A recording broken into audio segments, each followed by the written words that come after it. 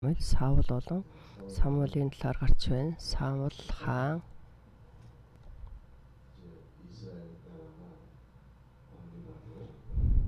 Израилийн ард түмэнд бол хаан хэрэгтэй байсан учраас Израилийн ард түмэн Самуэльд хааныг бидэнд өгөөч гэж бол маш их хэлсэн.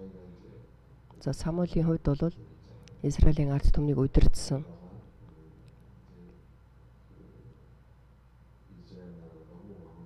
Израилийн ард түмэн маш их хааныг хүсэмжилсэн учраас Бурхан бол тэдэнд хааныг өгсөн. Энд Саулыг хаан болгосон. Беньямин овгоос гаралтай Саул хаан.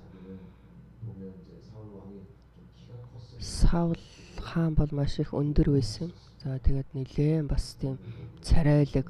Хүмүүсийг харахад бол үнэхээр энэ гайхамшигтай хүн бол үнэхээр хаан болох боломжтой гэх хэмжээгээр бол өндөр, тэгээд нэлээд царайлаг байсан учраас тэгээд биднэрт бол ийм хаан хэрэгтэй гэд хааныг бол хаанаар босгосон. Эхлээд хаан болохдоо Саул бол даруу байсан. Тэгээд хааныг хаан болгон томилоход бол Саул нуугдаж байсан. Тэгээд олны өмнө гарч чадахгүй. Түүний зүрх сэтгэл маш их даруу байж хүмүүсийн өмнө бол гарах тийм жоохон ичсэн тийм даруу зүрх сэтгэлтэй байсан. Харин Саул бол хаан болсныхаа дараа дайнд ялсан. Дайнд ялаад Бурханд үйлчилсэн. Тэгээд анх эхлэхдээ бол түүний дүрх маш их сайхан байсан. Саул хааны талаар бидний мэддэг үг юу вэ гэхээр Амелик хүмүүсийг бол Бурхан бүгдийг алаа гэхэд Саул хаан дуулуургүй байсан шүү дээ. Дуулуургүй байсан. Тэгээд дуулуур гэдэг нь Бурхан дөрөх дахлаас илүү чухлаа гэж Самуэль Саулд хэлсэн. Тэгээд энэ талаар бол бид нар маш сайн мэдэж байгаа. Дуулуургүй байх юм бол Бурхан дуулууртай хүнийг хайж өөр хааныг босгосон гэж Давид хаан бол энэ дээр гарч ирсэн. Амелик хүмүүсийн энэ тулаанаас өмнө бас нэг чухал зүйл байсан. Тэндээс эхлээд Саул хааны зүрх сэтгэл өөрчлөгдөж бол хуваагдан Бурханыг харахад бол энэ бол үгүй дээ гэсэн тийм зүйлүүд бол болсон. Тэгээд тэр ажил нь энд байна. Самуэль 1-р Самуэль 13-ыг харах юм бол Филистичүүд бол нэлээд хүчтэй дайрч байна. Тэгээд энэ дайн хийхээр явах хэрэгтэй. Дайн хийхээс явахаас өмнө Бурханд хүндэтгэл мөргөл өргөж дахил өргөж Бурханд төрүүлээд хүндэтгэл мөргөл өргөж дайнд бол явдаг байсан. Харин Саул хааны хувьд бол Самуэлийг хүлээсэн. Тэгээд дахил өргөх хэрэгтэй байсан учраас Самуэль дахил чиг өргөсөн. Филистичүүд бол жинхэнэ Бурханд бол үйлчлэхгүй. Тэд нар өөрсдийнхөө тэр Бурханд бол мэдээж дахил өргөл ирсэн байх. Тэгээд маш их бэлтгэлтэй байлдыг гэсэн тийм байдалтай Филистич байхад харин Саул хааны хувьд бол Самуэль бол ирэхгүй байсан. Яагаад цагтаа ирээгүй? Саул хаан болохоор маш их буруу зүйл үйлдсэн. Энд дараа нь дуулуургүй энэ дуулуургүй байсан. Дуулуургүй байна гэдэг нь маш их муу. Яагаад тэгэхээр дуулуургүй байхаас өмнө хамгийн анхны том асуудал бол энэ байсан. Тэр болохоор өөрөө харахтаа хүний царайг харж байна шүү дээ. Хүмүүсийг харахад хүмүүс бол тараад явж байсан. Энэ бол Саулын өөрийн бодол байсан. Хүмүүс хичнээн юу ч хэлж байсан. Хүмүүс бол ерөөсөө янз янзын юм ярина. Харин хүний тэр царайг харж хүмүүсийн юу гэж бодоно. Тэр бол нэг чухал биш ээ. Хамгийн гол нь биднэрт Бурхан л чухал. Бурхан юу гэж бодож байна? Бурхан бидэнд юу гэж хэлж байна? Тэр чухал. Харин Саул хаан харахтаа хичнээн ингээд харсан чинь хүмүүсийн зүрх сэтгэлж тэр хүмүүс ч гэсэн тараа явж байна. Тэгээд энэ хурдан дайн хийхгүй бол хүмүүс өөртөө хамт байхгүй. Тэгээд тэнд санаа зовоо зогсохгүй айж байна шүү дээ Саулын хувьд. Саул хааны хувьд бол ерөөсө хийж болохгүй зүйлийг хийж байна. Тэр юу вэ гэхээр тэр бол өөрөө дахилч биш шүү дээ. Тэр бол хаан дахилч биш. Тэгээд тэнд бол бурханд дахлыг өргөж байна. Тэр өөрийнх нь хийх ёсгүй, тэр өөрсдийн үүрэг гэж байна шүү дээ. Хаан бол хаан, дахил бол дахилч. Энэ бурхны томилсон үүрэг. Гэтэл Самуэлийн хийх тэр дахлын ажлыг бол Саул хийж байна. Хурдан хий, би хаа юм чинь энэ дахлыг ч гэсэн өргөх боломжтой гэж алдаа гаргаж байна шүү дээ. Бурхны өмнө нэг асуудал биш. Энд бол нэлээд хэдэн том асуудлыг үүсгэж байна. Нэгд бурхны зүрх сэтгэлийг мэдэх хэрэгтэй, бурхны хүссэн зүйлийг хэрэгтэй байтал хүмүүсийн зүрх сэтгэлийг харж, хүмүүсийн царайг харж байна, хүмүүс юу гэж бодож байна, тэрийг хараад зогсохгүй. Айгаад тэр өөрийнхөө хаан тэр ирэхээс илүү тэр дахлын үүргийг хийж байна шүү дээ. Энэ бол бурхны ерөөсө хүсэхгүй байсан зүйлийг бол Саул хийж алдаа гаргаж байна. Тэгэхээр энэ Саул Самуэлийг үл оошгоо зогсохгүй энэ бурхныг эсэргүүцэж байна шүү дээ. Бурхны өмнө бол нэлээд том буруу зүйл хийж алдаа гаргаж байна. Самуэль энд ирээд хэлж байна шүү дээ. За Саул хаанаас та яагаад бурхан дахил өргөвөө гэж хэлсэн. За тэгээс Самуэль бол хэлсэн. Та цагтаа ирээгүй. За 13-ыг харах юм бол 13:13 1-р Самуэль 13:13 Самуэль Саулд та мунхаг хэрэг үйлдэв. Та бурхан эзнийхээ танд тушаасан зэрлэг тушаалыг сахисангүй ингээгүйсэн бол эзэн таны хаанчлалыг Израильд мөнхөд тогтоох байсан. 1-р Самуэль 13:13 Гэвч одоо таны хаанчлал үргэлжлэхгүй эзэн өөртөө зүрх сэтгэлийнхээ дагуу хүнийг хайн олж тэр хүнийг өөрийн ард түмний удирдагчаар томилсон учир нь таанд эзний тушаасныг та сахин биелүүлсэнгүй гэвэ 14. Тэгэхээр энд бол Давид хааныг бол дослоогүй байсан, Давид хааныг бол томилоогүй байсан. Тэгтэл бурхан бол аль хэзээний бурхны зүрх сэтгэлийг мэдэх ойлгох тэр нэг бурхан бол сонгосон гэж энэ дээр хэлж байна. Саул хаан болохоор хүний зүрх сэтгэлд үнэхээр тааруулж хийж үлдэх гэж байгаад бурхны зүрх сэтгэлийг бол алдаж байна шүү дээ. Харин бурхны өмнө бол хаягдж байна. Энд бол нэлээд бол үнэхээр итгэвтэй зүтгэлтэй сайн хийх боломжтой байсан. Жоохон хүлээсэн бол болох байсан. Тэр цаг юунд хайрын гэж. Тэгэхээр энэ ялалтыг бол бурхан үргэлж өгдөг учраас тэр бол Саулын хувьд буруу бодож байна шүү дээ. Яагаад ийм зүйл хийх ёстой? Үгээр зогсохгүй дараа нь тэр бол үзмэрчлэр очиод үзүүлдэг шүү дээ. Бүр ерөөсө бурханы өмнө хийж болохгүй зүйлүүдийг байнга үлдэж байсан. Тэгээ Саул хаан энд зүрх сэтгэл нь хагараад тэгээд анх эхлээд бол үзмэрчдийг бүгдийг бол байхгүй болгосон алсан хэрнээсээ дараа нь бол өөрөө үзмэрчийг хайгаад очиж бүр завхарч чинь шүү дээ. Тэгээ ерөөсө бурханы өмнө болохгүй зүйлүүдийг хийж байна. За тэгээд энэ хаанаас эхэлж байна?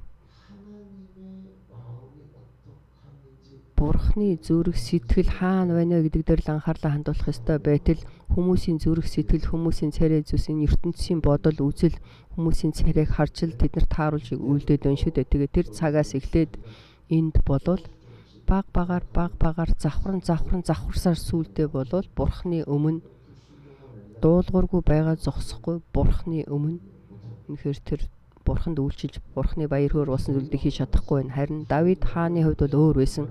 Давид хааны бид нар харахтаа энд Давид хааны зүрх сэтгэлийг бид нар харж болно. Бурхны зүрх сэтгэлд таалагдсан нэгэн.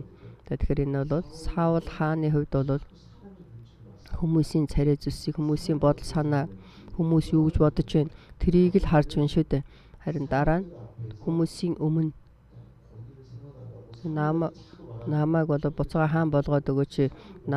Хүмүүс харж байна намайг буцаагаад нэг босгоод өгөөч гэж Самуэлд бол очиж шилж гүйж байсан. За тэгээ Самуэль бол арга байхгүй юу? Самуэль Саулын хажууд байсан. Саулын хувьд бол ерөөсөө байнга л хүмүүсийн царайг харж байсан. Харин Давид хааны хувьд яагаад Бурхны зүрх сэтгэл таалагдсан бэ гэхээр үргэлж Бурхан юу гэж бодож байна?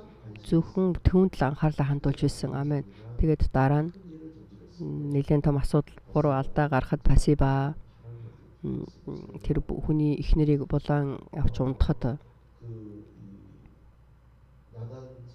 за Надам хэлэхдээ та бол маш том асуудал буруу зүйл алдаа гаргалаа гэж хэлэхэд за тэгтэл Давид бол тэр Надам иш үзүүлэгч та дугуй хүмүүсийн битээ тэгж ярэ гэж бол хэлээгүй. Харин тэр Давид яасан хүмүүсийн юм шууд өвдөг сүгдөг гимшиж байна шүү дээ.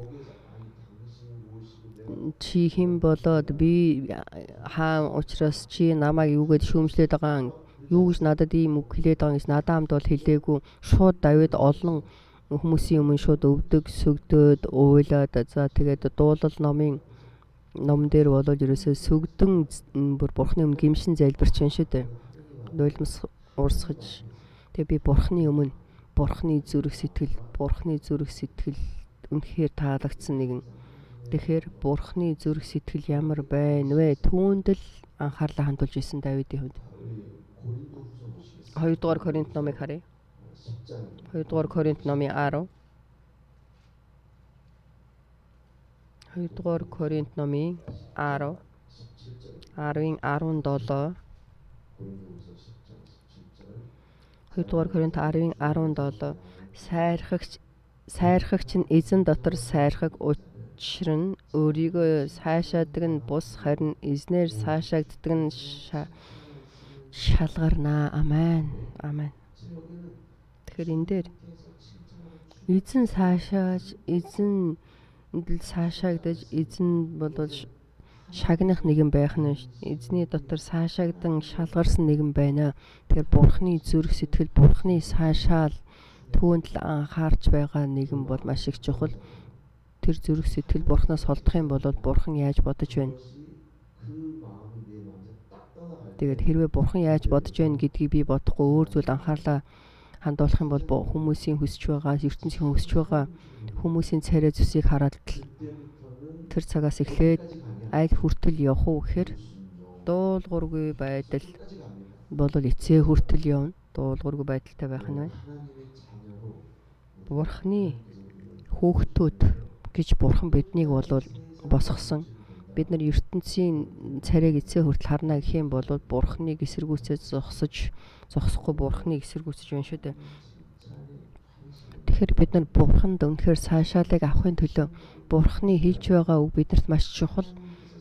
Бурхны бодож байгаа зүйл бидэнд маш чухал болохоос биш хүмүүс юу гэж бодож хүмүүсийн царай зүсийг харна гэдэг бол тэр хамаагүй.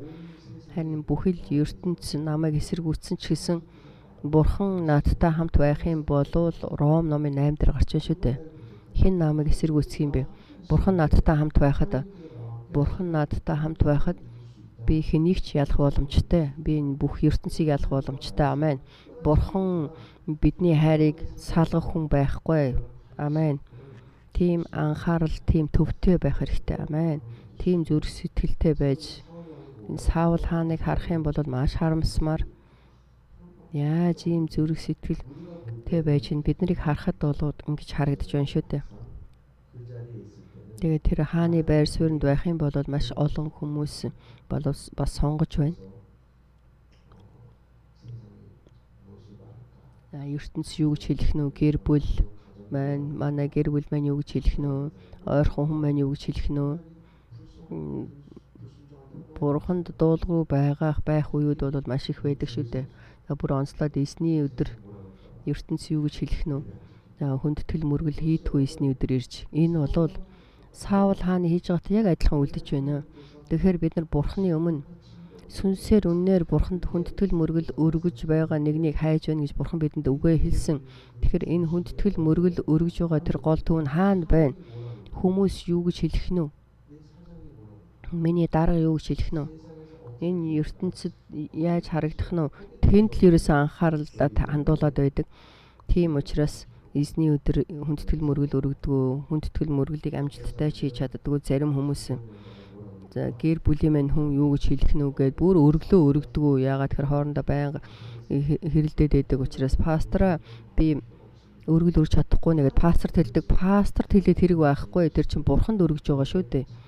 Тэгээ гэтэл хүмүүсийн царайг хараад би хийж чадахгүй, би өргөж чадахгүй гэд байдаг.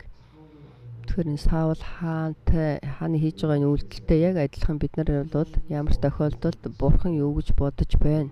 Тэнд л анхаарлаа хандуулах хэрэгтэй. Хүн юу ч гэж хэлж байсан би бурханы өмнө дуулууртай байж, бурханы үгэнд дуулууртай байж би өшөө илүү бурханы хаанчлыг хайнаа. Бурханы хаанчлыг илүү хайна гэсэн тийм зүрх сэтгэлтэй байхыг хүсэж байна. Амен. Бид нар бол нэгэнгүй итгэлийн амьдралаар амьдрахын төлөө Бурхны сайшаалыг хайхыг олохыг хүсэж байна. Бүгдээр хам залбирцгаая. Эзний заасан залбирал тэнгэрт байгаа бидний эцэг минь таны нэр ариунаар дурсагдж таны хаанчлал ирэх болтугай. Хүсэлтэн тэнгэрчгэн газар дээр биелэгдэх болтугай. Өдөр тутмын минь далахыг энэ өдөр бидэндээ өгөөч. Бид өртөнгүүдээ уучлсны адил бидний өрийг уучлаач. Нэг сорилт боорлаач. Бузар муугаас гэтлгээч. Учир нь хаанчлал хүч чадал алдар сүрүүрт таны. Амен.